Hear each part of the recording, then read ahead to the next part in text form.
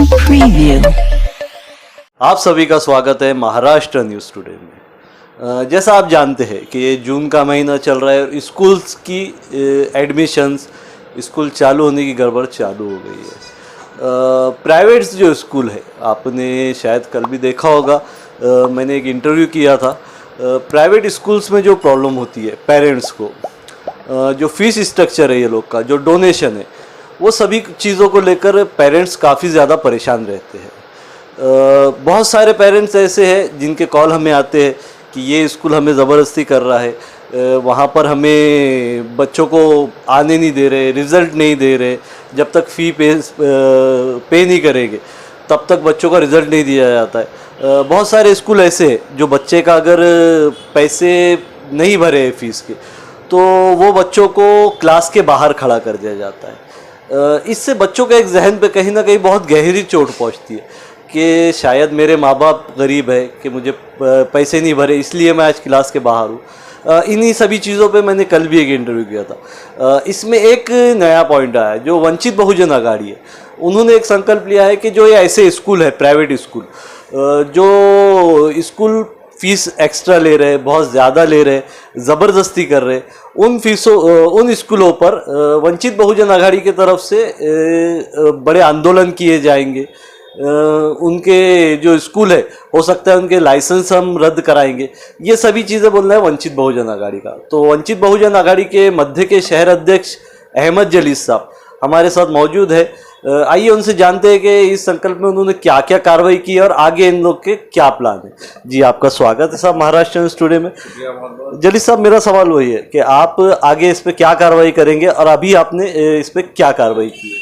देखिए शाह भाई, हम लोगों ने कल जो है एक जो प्राथमिक शिक्षण अधिकारी है जयश्री चौहान मैडम, उनसे मुलाकात की। हमारा एक डेलीगेशन गया वंचित बहुजन आघाड़ी का। और जो अभी जो एजुकेशन का जो चल रहा है, शिक्षण के नाम पे जो लूट खसूट हो रही है स्टूडेंट के और पेरेंट्स की, जो हमारे पास शिकायतें आई है, और हम भी पेरेंट्स होने के नाते जिन मुश्किलात से गुजर रहे हैं उसका भी हमें एक्सपीरियंस है कि एजुकेशन के नाम पर अभी जो लूट खसूट चालू है उस पर किस तरह अंकुश लगाया जा सकता है, किस तरह उस पर कंट्रोल किया जा सकता है, उसी को लेकर हमने मुख्तलिफ जो हमारे पास डिमांड थी वो लेकर हमने मुलाकात की है।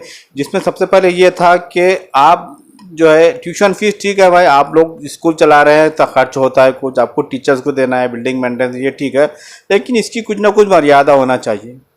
आप ट्यूशन फीस ले रही है, डोनेशन के नाम पर आप जो है हज़ारों रुपये जो है वो ले रहे हैं फीस, तो ये बंद होना चाहिए। ये किस तरह आप पढ़ा रहे? और जब मेरी एजुकेशन ऑफिसर से बात हुई तो उन्होंने बोले कि सर ये जो है 3% से लेकर हाईएस्ट जो है 15% तक बढ़ा सकते हैं, वो भी हर 2 साल के बाद, तीसरे साल में अगर ज़रूरत पड़ी आपको तो। लेकिन हमारे पास ये देखने में आया है कि सोसाइटी वाले हर साल जो ट्यूशन जो फीस बढ़ा देते हैं, ट्यूशन फीस के नाम पे, डोनेशन के नाम पर।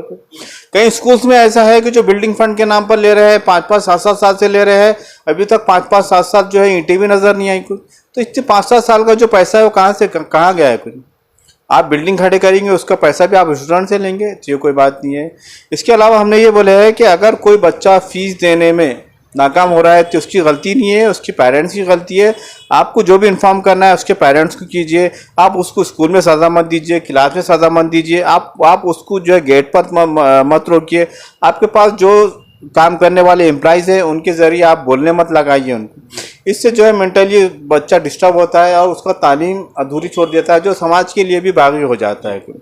इसके अलावा हमने ये कहे हैं कि हमारे पास कुछ शिकायत ऐसी है कि स्कूल्स वाले जो है एक पर्टिकुलर शॉप से लेने का बोलते हैं, यूनिफॉर्म्स और स्टेशनरी वहीं से लेना पड़ा है। अगर आप दूसरी तरफ से लेंगे तो हम जो है बच्चों को स्कूल में नहीं आने देंगे, या फिर वो एक्सेप्ट नहीं करते। देखिए, हर किस्म का एक बजट होता है। पिछले 2 साल में जो लॉकडाउन का गया है, ये बड़ा सख्त जो है अरसा गुजरा है, खासतौर से मिडिल फैमिलीज़ के लिए। तो उनकी जितनी इस्तियात हुई वो जहाँ से लेना चाहेंगे वो वहाँ से ले सकते हैं। तो ये बाइंडिंग नहीं होना चाहिए स्कूल्स की तरफ से। इसके अलावा हमने ये कहा है कि जो भी इलीगल स्कूल्स जो है अपने पास चल रहे हैं, जिनका रजिस्ट्रेशन नहीं है, हमारे पास जो आई हैं कुछ, तो आप उनको आइडेंटिफाई कीजिए आइडेंटिफाई करने के बाद उन पर जो है कानूनी कार्रवाई कीजिए। कितने साल से ये चल रहा है, कितने लोगों की, कितने बच्चों की उन्होंने जो है फ्यूचर बर्बाद करा है। क्योंकि इलीगल है तो जाहिर बात इतने साल का जो है वो काउंट नहीं होगा, उस पर कानून के मुताबिक आप कार्रवाई कीजिए। उसके अलावा जो है जो भी आपके पास रजिस्टर्ड स्कूल है उनका जो दाखिली दरवाज़ा है, उसको एंट्रेंस गेट है, वहाँ पे एक बड़ा जो है बड़े बोल्ड हर्फ में लिख कर लगाइए कि हमारा जो भी उनका रजिस्ट्रेशन है, यूआईडी नंबर है, वो सीबीएसई का है, आईसीएसई का है या महाराष्ट्र शासन से, गवर्नमेंट ऑफ महाराष्ट्र से उन्होंने रजिस्ट्रेशन लिया हुआ है, आप लगा के आप वहाँ पर रजिस्ट्रेशन लगाइए ताकि लोगों को मालूम पड़े कि ये स्कूल कहाँ से रजिस्टर्ड है और इनके पास कौन सी क्लास तक चल रही है। बाज़ स्कूल ऐसे भी है जिनके पास परमिशन 4वीं या 7वीं तक क्लास तक है, 7 तक है, लेकिन वो मैट्रिक तक ले रहे हैं और मैट्रिक के जब एग्जाम्स की बारी आती है तो कोई और स्कूल से बिठाकर जो है वो एग्ज़ाम देने लगाते हैं। जब उनकी कैपेसिटी, उनकी काबिलियत ही जो है हुकूमत की नज़र में 4वीं या 7वीं तक है तो 10वीं तक कैसा पढ़ा रहे हैं? नहीं पढ़ाना चाहिए ना। तो ऐसी स्कूल पर भी कार्रवाई कड़क से कड़क कार्रवाई करना चाहिए।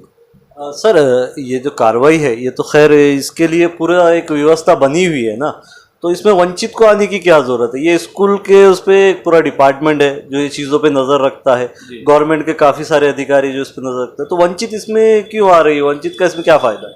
देखिए, वंचित इसमें इसलिए आ रही है कि आप देखिए शाह भाई कि अभी तक जो है आपको कहीं मालूम पड़ा, हमको जब जाके हमने मैडम को बोले कि आप ऐसा पथक बनाइए, इन्वेस्टिगेशन टीम बनाइए आप, तो उन्होंने बोले हाँ सर ये हमारी अभी बात हुई, हम लेटर निकालने वाले हैं कि हम जो है ऐसा पथक बनाने वाले हैं। उनके पास पथक ही नहीं है बना हुआ। दूसरी बात जो है तो वहाँ तक एजुकेशन ऑफिस तक जो है वो पेरेंट्स पहुँचते नहीं, उनकी जो है शिकायतें वहाँ पे जाती नहीं कुछ। तो इसलिए वंचित ने आगे बढ़कर जो हमारे पास लोगों की कंप्लेंट्स आ रही है, हम जो लोगों की परेशानियाँ देख रही है, इसलिए हमने ये तय किया कि भाई एजुकेशन में जो है को ये परेशानियां तो काफ़ी साल से लोग झेल रहे हैं ना सर, ये बहुत साल से चला आ रहा है, पर अभी क्यों? ऐसा तो नहीं कि कहीं इलेक्शन आ रहे हैं तो वंचित भी एक अपना सॉफ्ट पॉइंट बताने की कोशिश कर रही है इसमें? नहीं, सॉफ्ट पॉइंट बनाने की बात नहीं है कुछ, लेकिन इससे पहले से अभी किसी ने इस पर इनिशिएटिव लिया है क्या? इनिशिएटिव लिया है। और हमारा हरगिज़ मसला मतलब ये नहीं है, हमारा मकसद नहीं है कि हम इसका जो है कोई पॉलिटिकल फ़ायदा उठाए, कोई इलेक्शन फ़ायदा उठाए। हम ये चाहते हैं कि लोगों को जो है इंसाफ मिलना। वंचित का नाम ये वंचित का मकसद यही है कि जितने भी महरूम तबकात है, जिसके भी साथ नाइंसाफ़ी हो रही है, इनजस्टिस हो रही है, उसको इंसाफ मिलना चाहिए। उसी मकसद से जो है हम लोगों ने ये मुहिम शुरू की है और जो है अभी मेमोरेंडम दिया है। इसके बाद आगे अगर कार्रवाई नहीं होती है और इसमें कुछ, तो सर इसमें जो ऐसा आप बता रहे कि पेरेंट्स आपके पास आ सकते हैं, इसमें अभी आपके पास कितने पेरेंट्स आए हैं जिनको ये प्रॉब्लम्स हुई है, ये चीज़ों को उन्होंने चेस किया? ऐसे आपके पास कुछ पेरेंट्स जमा हुए हैं अभी? हाँ, मेरे पास पेरेंट्स जमा हुए हैं। देखिए आज पहला दिन था, लेकिन मेरे पास अभी तक जो है 13 कंप्लेंट्स आई हैं। 13 मेरे पास दिन भर में कंप्लेंट्स आई हुई है कुछ। मैंने उनको रजिस्टर करके रखा है कि किसी का ये मसला है कि उनको टीसी नहीं दी जा रही है, किसी का मसला ये है कि उनके बच्चों को वो बोल रहे कि फ़ीस भरो, वो प्रोग्रेस कार्ड नहीं दिया जा रहा है। एक स्कूल ने तो ये किया है कि उनको ये बोला कि हम आपको टीसी नहीं देते, 2 साल का उनसे फ़ीस भी ले रहा है और जो है आने वाली जुलाई 2023 तक उनसे बोल रहा कि आप फ़ीस भरो। ये कहाँ का इंसाफ है भाई? तो ऐसे कुछ स्कूल है सर जिसका आप नाम बता सकते हैं? नहीं, स्कूल्स का तो नाम नहीं बताएंगे। स्कूल वालों को तो मैं आपके माध्यम के चैनल के माध्यम से ये बताना चाहता हूँ कि मेरी आप लोगों से रिक्वेस्ट है कि हम आपके ख़िलाफ़ नहीं हैं, हम संस्था वालों के, स्कूल वालों के ख़िलाफ़ नहीं है। आप एक बहुत अच्छा काम कर रहे हैं, लेकिन जो वाकई में जो फ़ीस लेना चाहिए आप लोगों को लीजिए, क्योंकि लोग बहुत ज़्यादा परेशान हैं। 2 साल का, कुछ स्कूल वाले ऐसे भी है जो 2 साल में लॉकडाउन में पढ़ाए नहीं है, ऑनलाइन भी नहीं पढ़ाए, लेकिन फिर भी वो लोगों से फ़ीस ले रहे हैं कुछ। तो मैं आपको वो लोगों को इन्फॉर्म करना चाहता हूँ कि आप जो है इसमें आपके पास जो भी वो है आप वो उसको हो जाइए, वरना तो वंचित बहुजन आघाड़ी जो है इसके खिलाफ एक बहुत बड़ी आंदोलन करेंगे। और जब तक ये सिस्टम ठीक नहीं होता हम लोग इससे जूझते रहेंगे, हम इसके खिलाफ लड़ते रहेंगे, हम इसको सिस्टम को सुधारने की पूरी कोशिश करेंगे। अच्छा सर, इससे हटके सवाल ये था सर कि जो स्कूल्स है, जो अभी बच्चे जो 2 साल ऑनलाइन पढ़े, जिसमें बहुत कम बच्चे ऐसे थे जो पढ़ सके ऑनलाइन भी, बहुत सारे हमारे पेरेंट्स ऐसे जिनके पास मोबाइल नहीं थे और कुछ है तो उनको यूज़ करना नहीं आता, तो बहुत ज़्यादा हुआ।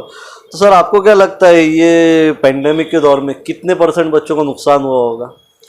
देखिए पेंडेमिक में तो नुकसान बच्चों का मैक्सिमम जो है इसमें नुकसान हुआ है, 70-80% तक जो है बच्चों का इसमें तालीमी नुकसान हुआ है, वो नहीं पढ़ सके।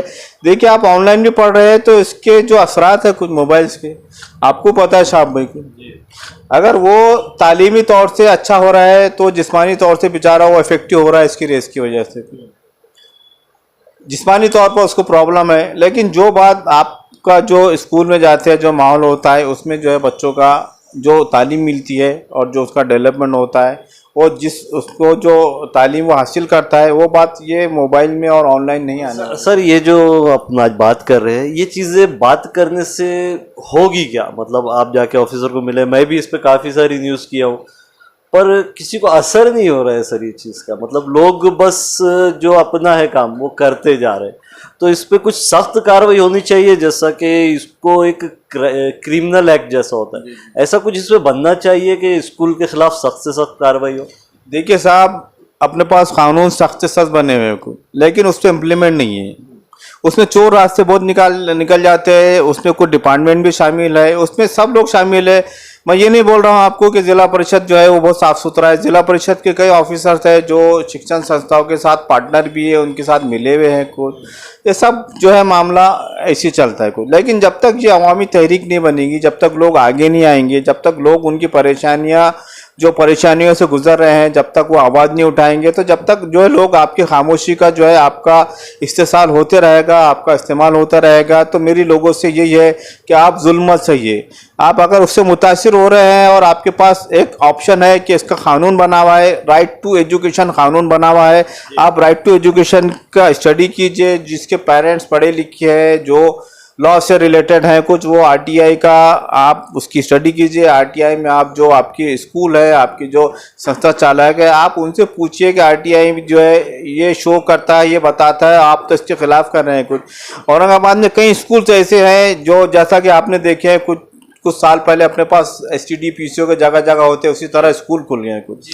तो क्या ये स्कूल जिला परिषद के नॉर्म्स के हिसाब से बने हुए हैं? उनके जो क्लासरूम्स है, उनके लिए ग्राउंड चाहिए, उनके लिए पीने का पानी है, उनके लिए वेंटिलेशन है, ये सारी चीज़ें होने के बाद ही परमिशन मिलती है। जो उसका पैरामीटर्स दिया हुआ है जिला परिषद का, जिसके लिए ये कंपलसरी चीज़ें हैं, ये होना इनको लिए अनिवार्य है, उससे हटकर भी परमिशन दी गई है। सर इसमें जो एक सिलेबस का मसला है, आप बताए हैं कि ज़बरदस्ती होती है, उसके अलावा सर जो आजकल के पेरेंट्स हैं मतलब वो बच्चों को बस स्कूल भेज दिए, ख़त्म हो जा रही है जिम्मेदारी, इस तरीके से चल रहे। तो पेरेंट्स को आप क्या मैसेज देना चाहेंगे? और अगर कुछ पेरेंट्स ऐसे जैसा आप बता रहे हैं कि उनको स्कूल वालों ने सताए, उनके ऊपर वो है, तो वो पेरेंट्स क्या आपके पास आके कंप्लेन कर सकते हैं या फिर आप उनको कुछ आपका नंबर वगैरह देंगे कि आपसे कांटेक्ट करें? जी जी जी बिल्कुल है। ऐसे पेरेंट्स जो जैसा कि मैंने सारी चीज़ें बताया है कि आप लोग आपके बच्चों को अगर कोई वो फीस के लिए टीसी नहीं दे रहे हैं या अगली क्लास में उनको जाने नहीं दे रहे या आपके बच्चों को जो है गेट पे रोक दे रहे हैं, तो अरे ऐसे पेरेंट्स बिल्कुल घबराइए मत। या आपसे डोनेशन के नाम पर एक्स्ट्रा फीस ले रहे हैं कुछ, तो ऐसे पेरेंट्स जो है आप हमसे कांटेक्ट कीजिए, वंचित बहुजन आघाड़ी से कांटेक्ट कीजिए, हम आपकी शिकायतें सुनेंगे और आपका नाम हम कॉन्फिडेंशियल रखेंगे, हम आपका नाम पोशीदा रखेंगे, हम उसको जाहिर नहीं करेंगे। और जो भी आपके स्कूल में जो भी इलीगल एक्टिविटी हो रही है या फिर ये जो आपके इस्तेसाल हो रहा है, इसकी शिकायत हम ज़िला परिषद में करेंगे और ज़िला परिषद को बोलकर हम जो है वो जो स्कूल है, कंसर्न स्कूल है, हम उस पर जो है कार्रवाई करने लगाएंगे, कानूनी कार्रवाई करने लगाएंगे। तो मैं आपके चैनल के माध्यम से ऐसे तमाम जो पेरेंट्स हैं उनसे रिक्वेस्ट करता हूं कि आप बिल्कुल घबराइए मत, आप बिल्कुल परेशान मत होइए। देखिए जब तक आप लोग मुत्तहिद नहीं होंगे, आप लोग जागेंगे नहीं, आप लोग जब एक तहरीक नहीं बनेंगी, जब तक आपका इस्तेमाल, आपका इस्तेसाल होते रहेगा और आप पर जुल्म होते रहेगा कुछ, आप जो है आप हमेशा विक्टिम बने रहेंगे कुछ, तो इससे बाहर निकलिए कुछ। और अपने बच्चों को जो उनके हक, जो तालीम हासिल करना उनका हक है, उनको अच्छी से अच्छी तालीम आप दिलाइए। आप हमारे पास आइए, हमसे कांटेक्ट कीजिए, हमारे ऑफिस पर आइए। मेरा नंबर है 9370775778। हमारा ऑफिस जो है ये डायमंड फंक्शन हॉल के पास है, जिसका नाम है दारुल अवाम। डायमंड फंक्शन हॉल से बुड्डी लाइन को जाते वक्त जो है हमारा ऑफिस औरंगाबाद हॉस्पिटल से करीब है। आप हमारे ऑफिस पर आइए, आपकी जो शिकायत है हमारे पास दीजिए, हम इंशाल्लाह आपकी जो मसले है, आपके मसाइल है, हम उसका अजाला उसको सॉल्व करने की हम पूरी कोशिश करेंगे। बहुत शुक्रिया साहब हम वक्त देने के लिए। तो ये थे वंचित बहुजन आघाड़ी के जलीस अहमद साहब, जिन्होंने काफ़ी अच्छी पहल की है। अगर जिस तरीके से बता रहे इस तरीके से वंचित बहुजन आघाड़ी अगर आगे भी डटी रहेगी तो शायद हमारे माशरे में कुछ बहुत अच्छे चेंजेस हमें देखने को मिलेगी। ऐसे ही और मुद्दे देखने के लिए हमारे चैनल से जुड़िए, हमारे चैनल को सब्सक्राइब कीजिए, इस वीडियो को लाइक कीजिए और ज़्यादा से ज़्यादा शेयर कीजिए।